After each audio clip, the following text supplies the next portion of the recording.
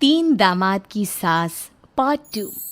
अब तक आपने सुना कि कावेरी जी अपनी तीनों बेटियों ईशा, मोहिनी और सुहाना की शादी तीन घर जमाई लड़कों के साथ करवा देती है।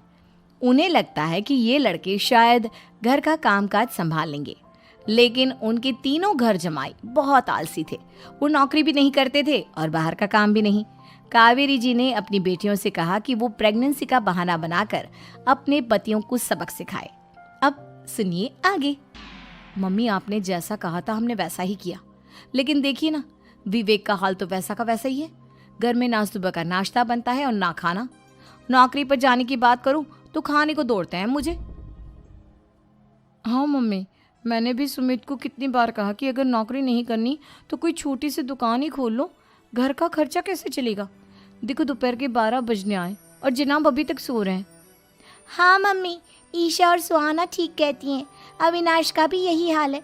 जब मैंने अपनी प्रेगनेंसी के बारे में कहा तो मुझसे कहने लगा, अरे दूसरी लड़कियां तो 9-9 महीने तक नौकरी करती है, बस डिलीवरी के टाइम छुट्टी लेती है। मोहिनी, तुम भी नौकरी करो।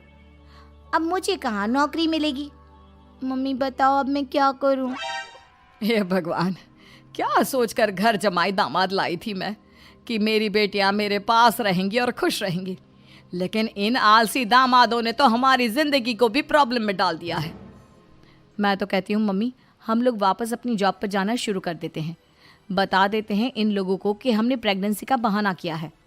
नहीं नहीं बेटा, ऐसी गलती भी मत करना।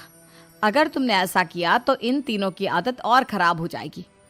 अरे आज नहीं तो कल कभी तो तुम प्रेग्नेंट होगी, तब वापस यही प्रॉब्लम आएगी। तब क्या करोगी तुम तीनों। हाँ मम्मी, आपकी बात तो बिल्कुल सही है। इन लोगों को तो सुधारना ही पड़ेगा। लेकिन कैसे? अपने बच्चों के आने की खबर सुनकर भी इन लोगों पर कोई असर नहीं हो रहा।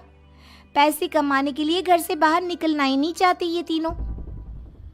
अब मेरे दिमाग में एक प्लान आया है। तुम तीनों चिंता मत करो, उन तीनों को बुलाओ, फिर मैं बात करती हूँ। थोड़ी देर बाद कावेरी जी अपने तीनों दामादों को सामने बुलाकर अपनी बात कहना शुरू करती हैं। अविनाश, सुमित और विवेक, देखो बेटा, मैं ना तुम तीनों से बड़ा प्यार करती हूँ, इसीलिए तो तुम्हें घर जमाई बना कर रखा है मैंने। अरे मम्मी जी, सीधे सीधे कहिए ना, क्या बात है। प्यार तो हम भी आपको बहुत करते हैं। अरे मम्मी जी, आपकी इज्जत भी बहुत करते हैं। अरे भाई, आपके जैसी सास और कमाने वाली बीवी सबको मिलती है क्या? हाँ मम्मी, विवेक और सुमित ठीक कह रहे हैं। आपकी बेटी से शादी करके मेरी तो ज़िंदगी ही अच्छी हो गई है। जानती हूँ मैं, और ये भी जानती हूँ कि तुम तीनों अपने अपनी बीवियों से बहुत प्यार करते हो। बेटा, बात ऐसी है कि हमारे कुल गुरु ने कहा है कि प्रेग्नेंट होने के बाद मेरी तीनों बेटियां शुरू के 4 महीने हमारे गांव में जाकर रहेगी, जहां मेरे चाचा जी रहते हैं। अरे लेकिन क्यों मम्मी, गांव में जाकर रहने की क्या ज़रूरत है इन तीनों को। वो क्या है ना बेटा, हमारे परिवार को एक श्राप है।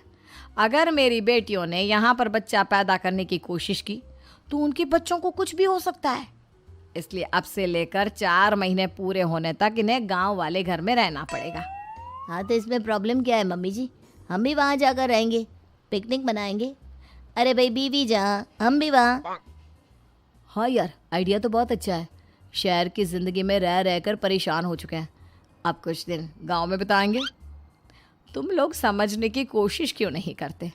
तुम में से कोई भी वहाँ नहीं जा सकता और मैं यहाँ रहूँगी।